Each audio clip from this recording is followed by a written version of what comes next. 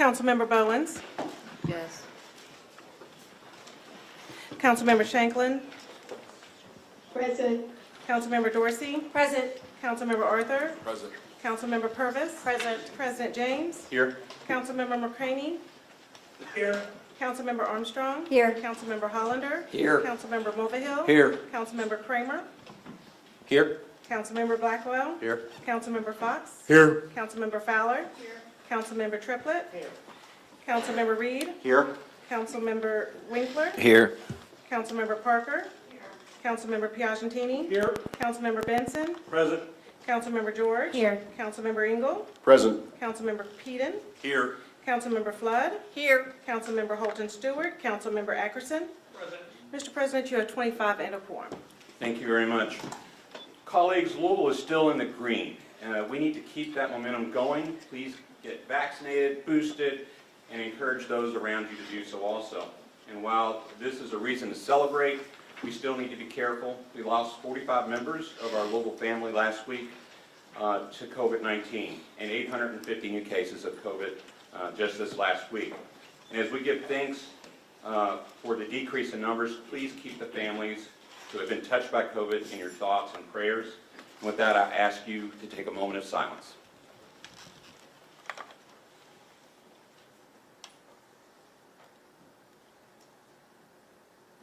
Thank you.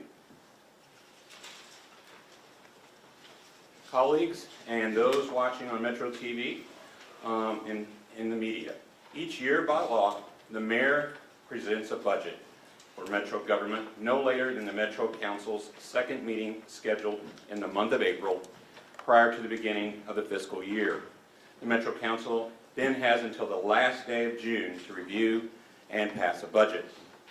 We are honored today to have with us members from the administration and many of the directors from the many departments throughout Metro government.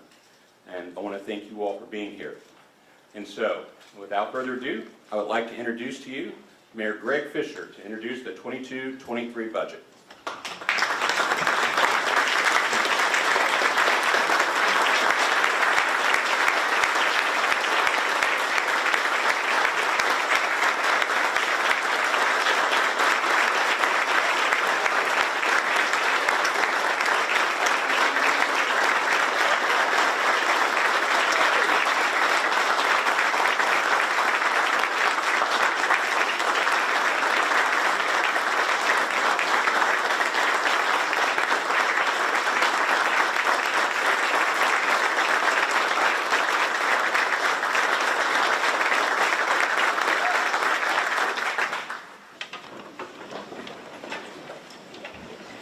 Well, thanks, everybody.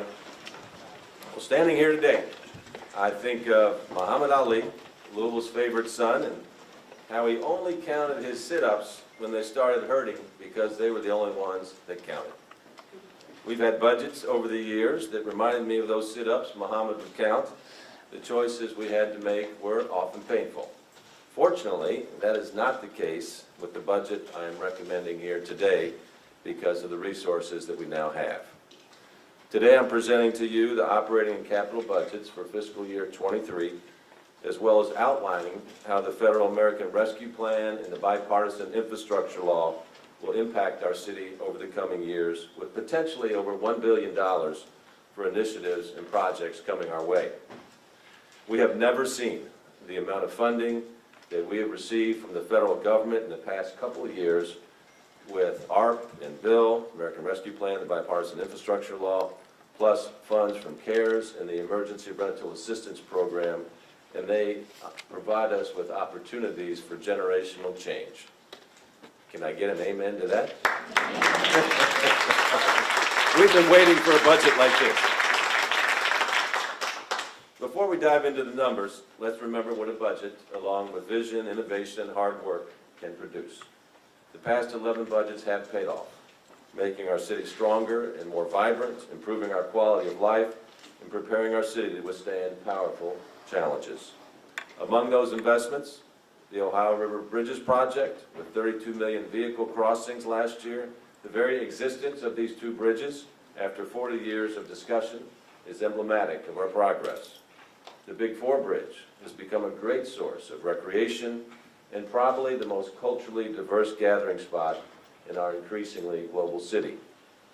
20,000 people moving out of poverty, and another 20,000 families moving into the middle class. More than $475 million for affordable housing, eviction prevention, home repairs, and funds to tackle homelessness. 80,000 new jobs, 3,500 new companies. Working with intentionality to make Louisville a soccer city with world-class women's and men's teams, an extraordinary soccer stadium, training facility, and youth academy, and we were named one of Wallet Hub's best soccer cities in America. Creating and scaling a new hospitality concept, urbanism, with Louisville as the trailhead, resulting in 10 new distillery and bourbon experiences, wonderful culinary additions, and energized Whiskey Row and 15 new hotels just in downtown alone. And unprecedented investments in our residents through libraries, parks, housing, healthcare, and so many areas that made monumental differences in people's lives. We've laid the groundwork, and the budget I am presenting today plants seeds for even more progress. The strong economy that supports it shows that Metro is returning to pre-pandemic revenue levels, and that's great news. We've all counted more than enough sit-ups to arrive at this moment. So briefly, the overall budget is increasing from $1.1 billion to $1.3 billion. Our total general fund is $715 million, reflecting an increase of $57 million over the current year. Because of significant funding from federal, state foundations, and other sources, we are able to present a capital budget of $343 million compared to $167 million in FY22. Now, we know that a budget is more than just numbers.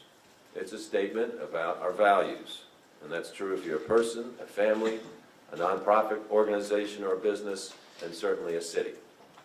This will be my last proposed budget as mayor, and I'm asking to work with you all again to put our money where our values are. Walk the talk of a city whose three core values are all about improving health for all Louisvillians, continuing a dedication to lifelong learning and entrepreneurship, and be a compassionate city that underscores our interdependence and lifts up opportunities for all to reach their full human potential. At the beginning of my first term, because of a historic recession, we faced a $22.5 million deficit, 10% unemployment, and tremendous anxiety about the future. And a year and a half after being reelected to a third term, we experienced a tragic, once-in-a-century pandemic and righteous calls for racial justice throughout the country, including in Louisville, a movement not seen in 50 years. Between those two seminal challenges, we reshaped our municipal government, pruning and planting along the way to reflect 21st century realities and plan for our future for all areas of Louisville. So as in life, we must change or we wither away. We've responded by reshaping and modernizing Metro government to meet 21st century challenges and seize on 21st century opportunities. That modernization is why we created an Office for Safe and Healthy Neighborhoods, an Office of Equity, Louisville Forward, an Office for Sustainability, an Office for Performance Improvement and Innovation, an Office for Globalization, and One Water, which has helped keep consumer rates lower and is working to regionalize water and wastewater services. Our stewardship together has also meant balancing the budget while maximizing efficiency of revenue generated by hardworking taxpayers.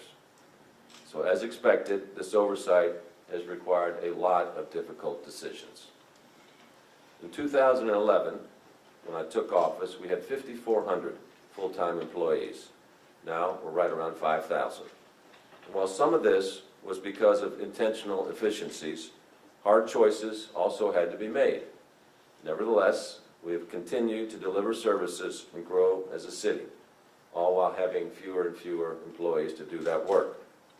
We've been recognized nationally for these efforts. Louisville is one of only 2 cities to ever achieve What Works top-level platinum certification for our use of data to guide our work, and to achieve top bond ratings, AAA and AA1 from Fitch and Moody's. We've received these recognitions because of measurable, quantifiable results. For instance, we've made $21.5 billion in capital investments, which aren't just bricks and mortar. They transform a community and the people who live there. They've included new libraries in South Central, Southwest, and East Louisville, the comeback of Colonial Gardens, Slugger Field, historic investments in West Louisville, such as Beecher Terrace, Russell, A Place of Promise, Louisville Urban Leagues, Norton Healthcare Sports and Learning Center, the West End Opportunity Partnership, and the westward expansion of Waterfront Park.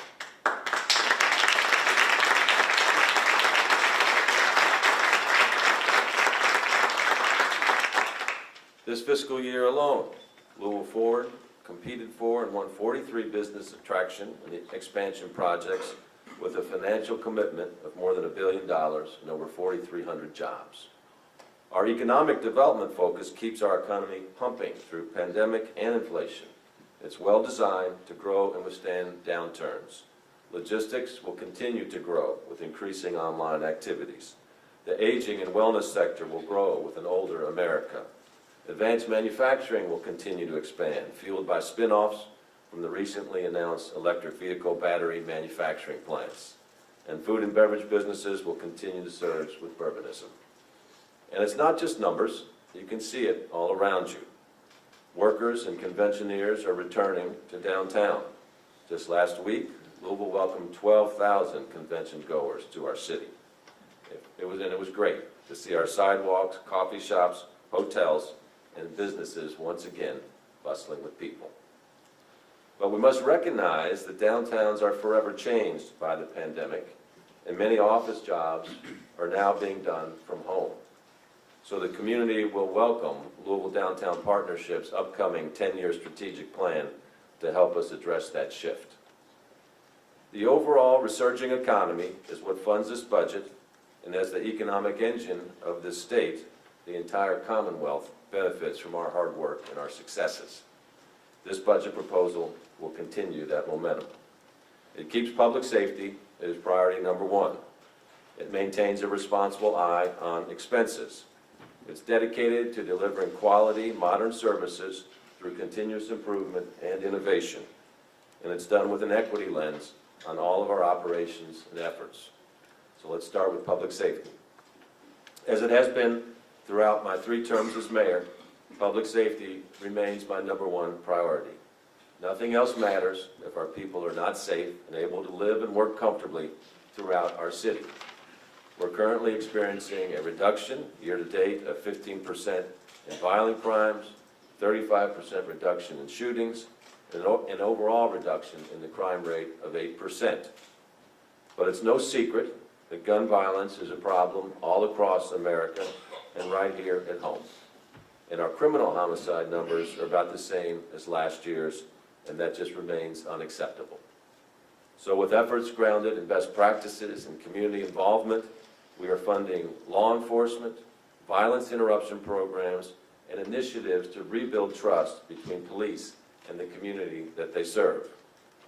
As the city of Breonna Taylor, Louisville has the responsibility to lead America in rebuilding this trust.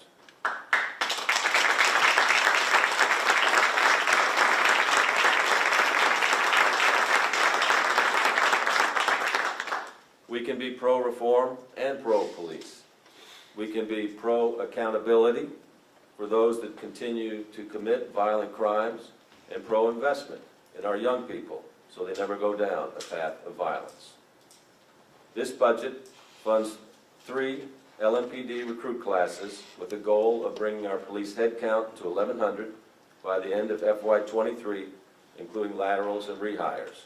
This is part of a 3-year plan to get LMPD staffing up to 1,200 by the end of FY25.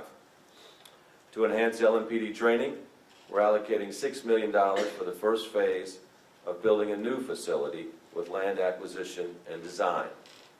Our whole-of-government approach to public safety also continues a robust non-law enforcement response to violence in our communities through a number of efforts. We created the Office for Safe and Healthy Neighborhoods in 2013 to develop and nurture safe neighborhoods where everyone is secure, free of violence, and prepared for success. With federal ARP funds, we have only recently begun to adequately fund this critical work, and this budget continues that funding. Our Group Violence Intervention Program brings together law enforcement, social services, and faith-based partners to connect with drivers of violence to prevent further violence, to build trust, and to support at-risk residents and enhance accountability for participants. Our new Office of Youth Development advocates for youth to help them achieve equitable, happy, and healthy lives, and is using $8.5 million in ARP funding to, over 3 years, create a data-driven youth development system for 10 to 24-year-olds. Public safety also means giving our kids safe places to be, off the streets and out of trouble, especially at the time of day when parents aren't at home. That's why I'm proposing $412,000 to expand hours and programming at our community centers.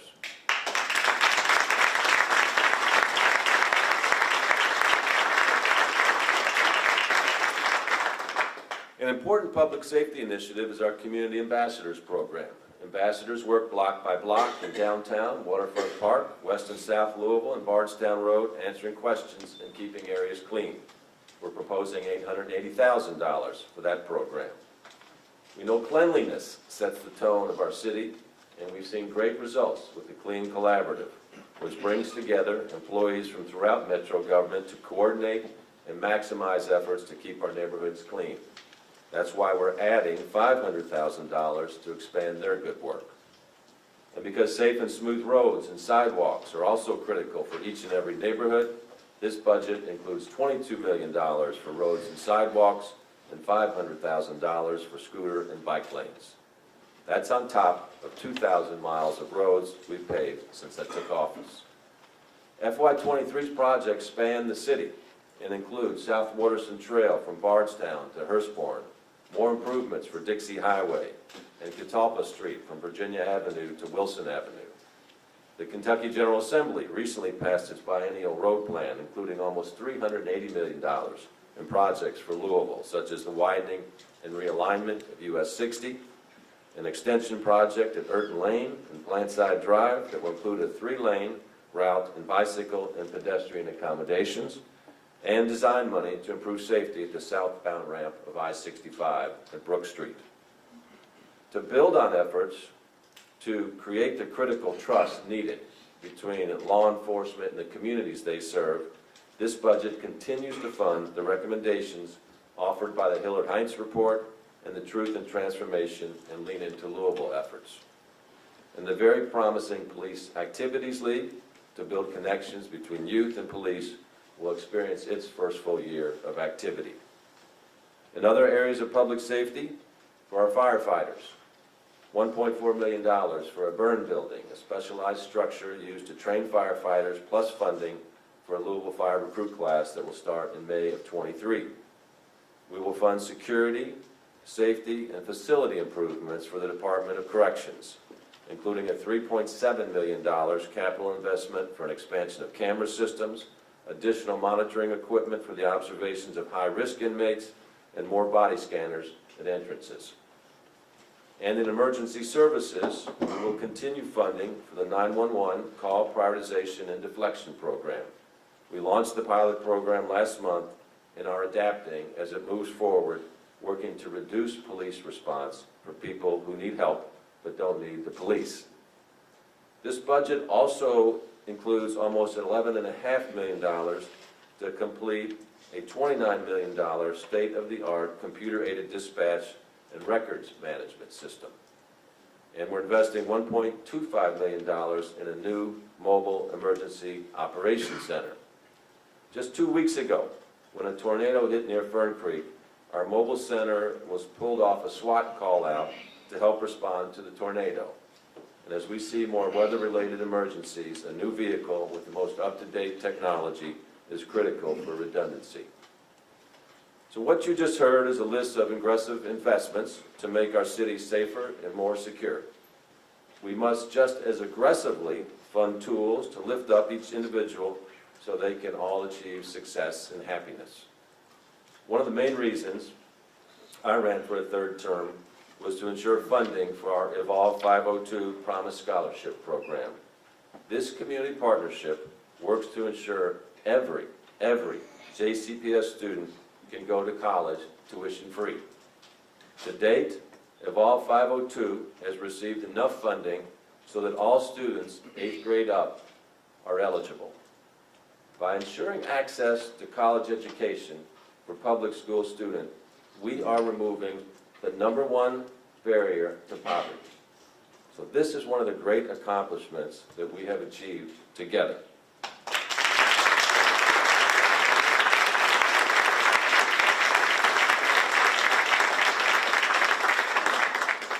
Anaya Miller, 19 years old, born and raised in Louisville, was a STEM student at Central High School and had a passion for science and medicine.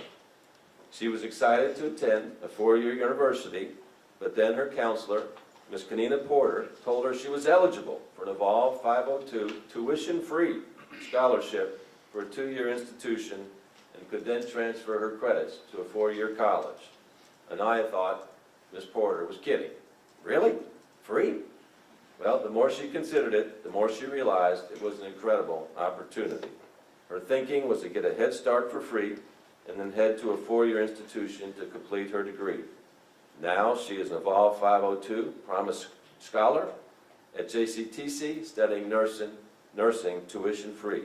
And she tells all of her friends, take advantage of the Evolve 502 Promise Scholarship. Think about it seriously and do what you love. Anaya and her counselor, Ms. Porter, are both here today. Thank you all very much.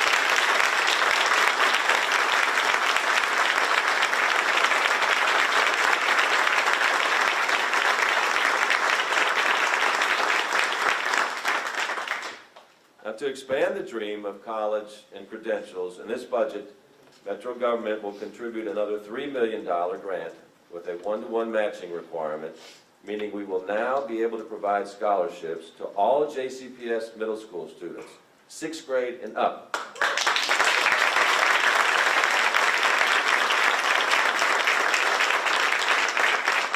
So folks, this is legacy work, changing the trajectory of individuals, future families, and our collective future. So great job to everybody on this. We are changing lives with these scholarships. Now we're investing in people's futures in other ways as well.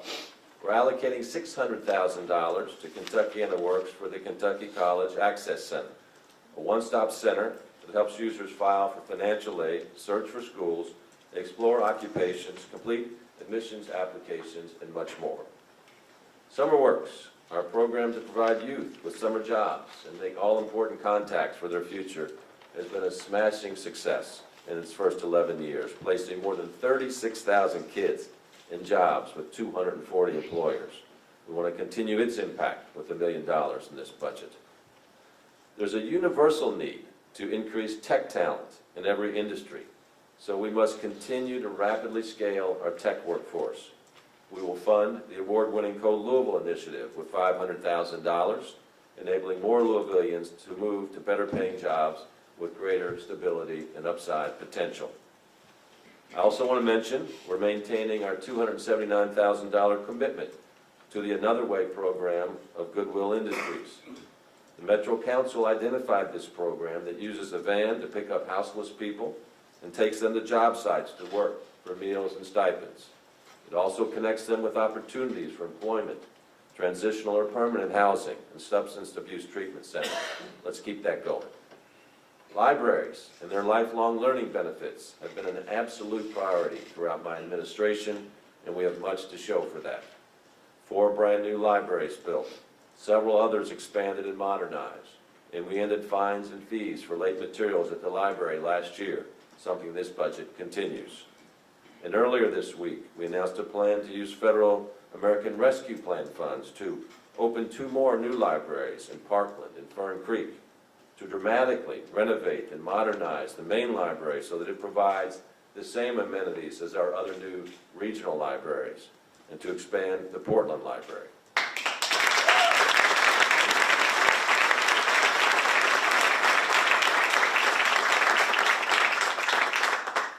ARP funds are also going to support health and community in the form of pools and parks, including $5 million for Algonquin and Norton pools, $500,000 each for Iroquois and Elliott Parks, and $200,000 for Berrytown Park.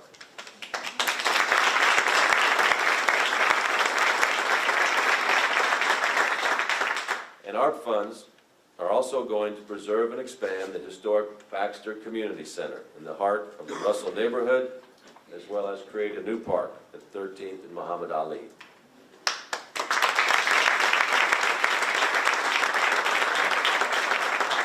Our award-winning zoo is launching a unique exhibit, the Kentucky Trails. The state budget just passed included $10 million for this project. My proposed budget includes $5 million for this project, to be matched by $5 million from private donations.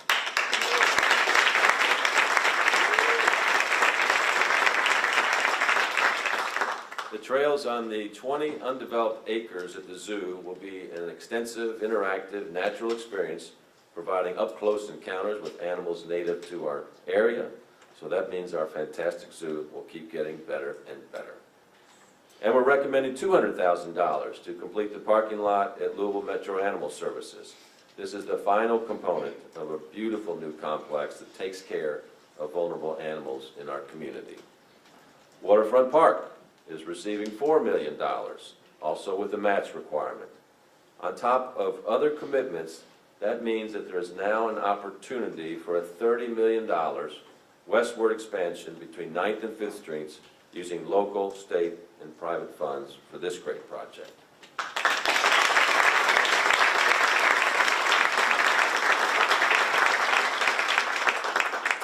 So we've been through so much together, as a city, as a nation, in particular in the last 2 years.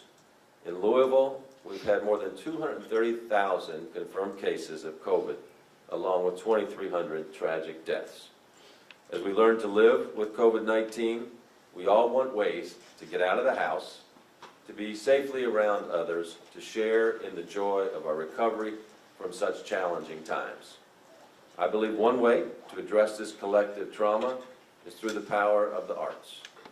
Trappist monk and great spiritual thinker Thomas Merton, who had his 1958 epiphany on the corner of 4th and Walnut right here in Louisville, said, quote, "Art enables us to find ourselves and lose ourselves at the same time." With $1.3 million in this budget, we will launch Louisville Hearts, a unique initiative with the Fund for the Arts and the Louisville Orchestra to bring the healing power of the arts to every neighborhood in the city.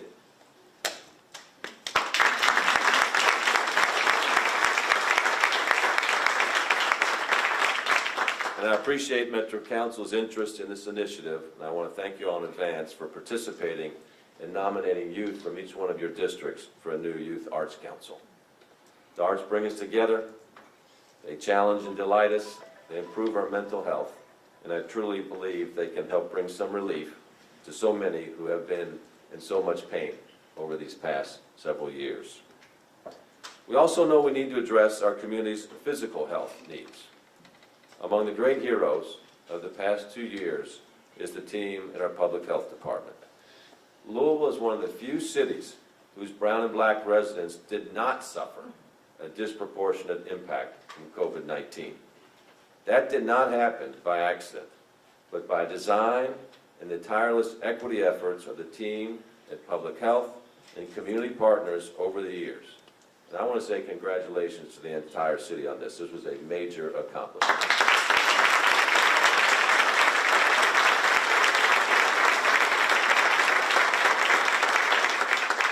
We have used CARES and ARP funding, so our public health department continues to carry out this monumental work, and this budget funds their work at $24.7 million, a $3.9 million increase.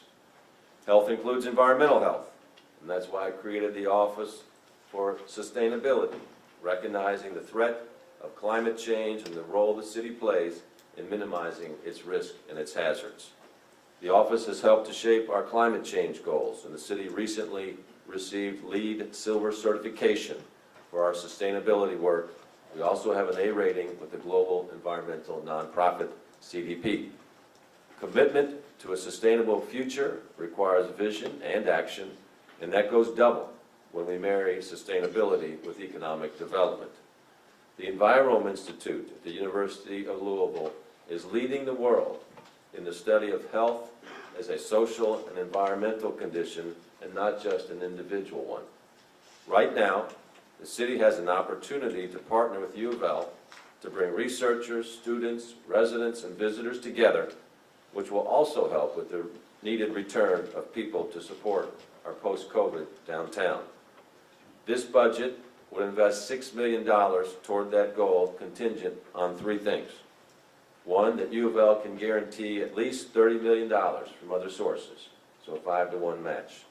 That it will give us a global model of a sustainable urban building complex and park that is a new downtown attraction. And three, that they will become a research partner to Metro government and to improve all of Louisville's health. And to all that, I say, go Cards.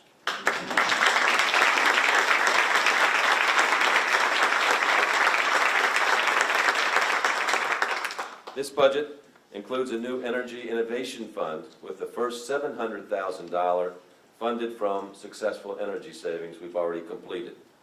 We're also including $600,000 to plant new trees and other environmental resiliency efforts.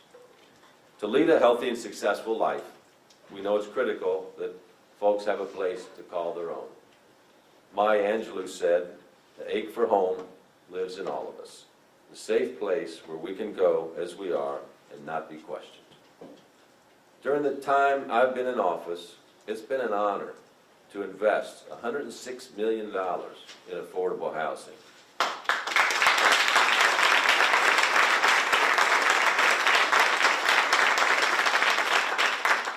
This is a great testament to our teamwork. Prior to us doing this, previous administrations had invested $7 million. We've done $106 million together. You all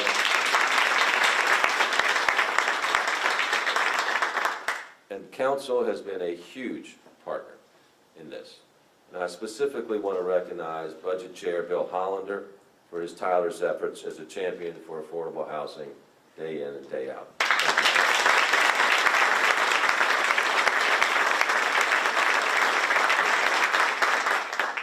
That being said, we got a lot left to do.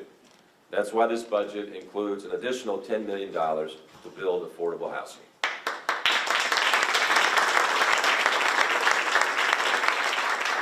Plus, we're including $3.4 million to repair and maintain home ownership in low-income areas and down payment assistance of $3 million to increase home ownership amongst low to moderate income households. I am particularly grateful for the power of this life-changing wealth-building program. Tricia Miller, a single mother, lived in an apartment with a lot of problems and lacking the amenities that she needed. So she set the goal of owning her own home to become her family's first homeowner. She works extra shifts and saved her money, and a friend told her about the down payment assistance program. She applied, and she qualified. The first time in her own home, she said she sat on the floor of the empty house and said to herself, "I can't believe this is ours. A home and more, a godsend," she said. And Tricia is with us here today, a great success for Metro's down payment program. Congratulations, Tricia and the family.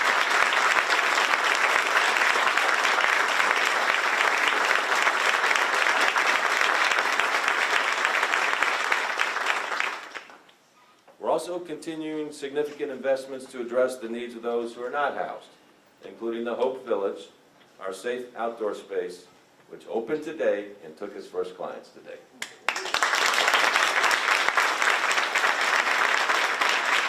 And it is indeed a place of hope there. Thermal shelter tents for unhoused people with showers, toilets, access to electricity and food, and on-site health care, mental health counseling, and job training. This budget also restores funding for Metro Council's NDF and office accounts, bringing them to $75,000 and $30,000 respectively, and maintains their $100,000 capital infrastructure funds per district. We know council members have their ears to the ground and can target those funds for critical neighborhood level needs. Workforce challenges. They exist in virtually every industry in America, and we in Metro government are no exception. We have boosted pay to increase retention and encourage recruitment, and we've made and continue to make tech investments to support our employees' missions at work, and we've enacted parental leave to give them the support when they need to be there for their families. This budget continues those investments, along with a 2% cost of living increase for non-union employees. Union members' compensation components will follow their contracts. Our team members have sacrificed deeply to serve the people of Louisville, especially our first responders who put their lives on the line for our safety and security. We owe them a tremendous debt of gratitude.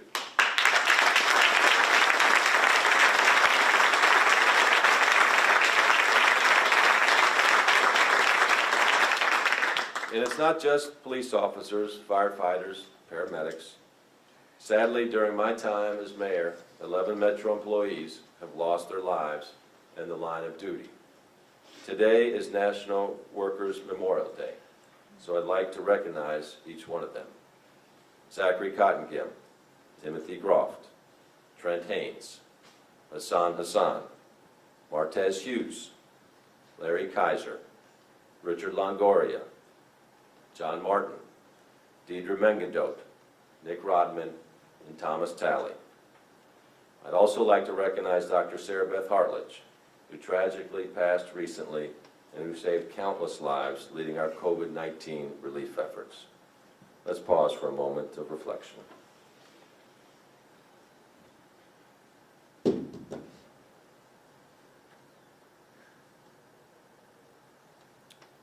Our investments made in our people and our places have paid off the past 12 years, moving people out of poverty into housing, creating new businesses and a stronger workforce. And I believe the proposed investments in this budget will pay off as well. We must acknowledge that some of the funding that has made these investments possible. The nation is fortunate to have the leadership of President Biden and his administration who came to the rescue of this nation. And we in Louisville are thankful for our Congressman, John Yarmouth, chair of the Budget Committee in Congress, whose great 16-year career in government is capped with this achievement.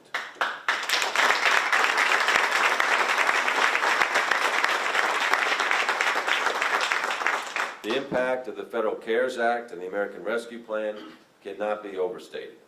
The funding from these federal laws literally saved lives and households during the worst of COVID-19, and the investments that it made will be felt for generations.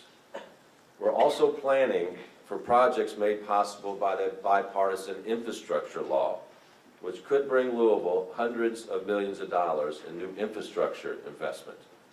So that's a historic opportunity, and why we're recommending $1.5 million for additional resources to prepare for these anticipated projects. Also, many of these projects require a match from local government, skin in the game. So we will set aside $30 million for those matches, making us better able to compete for these transformational opportunities. Look at this as a contingency fund, and it will only be spent if we're selected for those competitive grants. We, those of us here in this room, have done a great job balancing our budgets and making needed investments. But we've had help to recover from the pandemic in the form of federal funds, ARP and CARES. In the coming years, when these funds go away, the next mayor and you, the next council, will need to make decisions on which programs to continue while considering factors like revenue growth, workforce and pension requirements, and expense reductions. Now, to help with this challenge, my budget recommends adding $10 million to the rainy day fund and putting aside $15 million to address future budget shortfalls.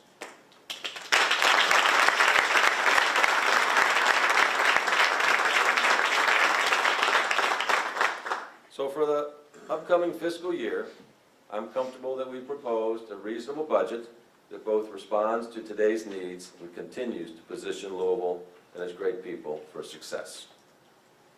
Since 2011, our budget and our world has evolved. And since 2020, so many have suffered pain. This budget honors that pain, recognizes our unlimited potential, and celebrates the future. Because as Ali said, it's not what happens when you get knocked down, it's what happens when you get back up. My team and I always believed in the future of our city. In the toughest of times, we never wavered, never abandoned our values or each other, and kept fighting for each and every Louisvillian. I want to thank our great Deputy Mayor, Ellen Hessen, and my entire Metro team.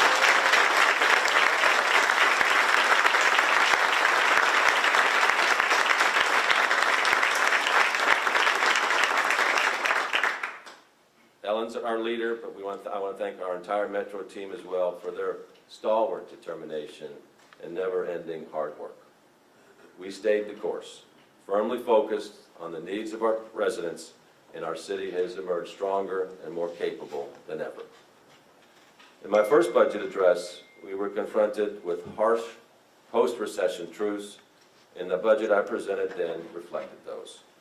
Despite all the challenges, I said then that if we took the necessary steps, we could become what we all know we can be, one of the most vibrant, one of the most entrepreneurial, and one of the most compassionate cities in the world.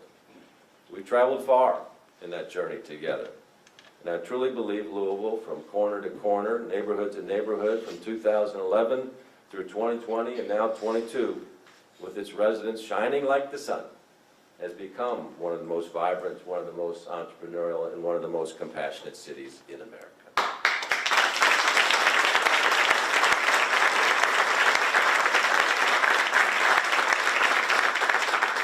And I see it every day, in old and young, in you, in my team, in businesses, in schools, and this budget keeps that going.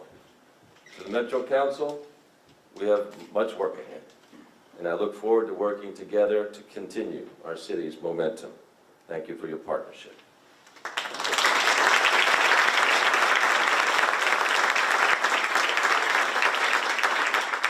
And I would be nowhere without the love and support of my family, then, now, and always. My wife, Dr. Alex Gerasimides, is here today.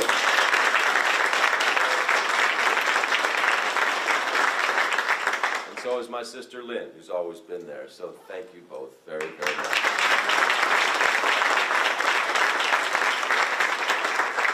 And I want to thank the people of Louisville for entrusting the well-being of their loved ones and the future of our city in our hands for these past 12 years. It's my honor to be your mayor.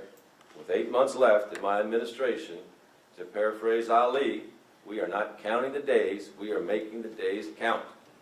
We still have a lot of work to do, and we will be running through the finish line. Thanks, everybody.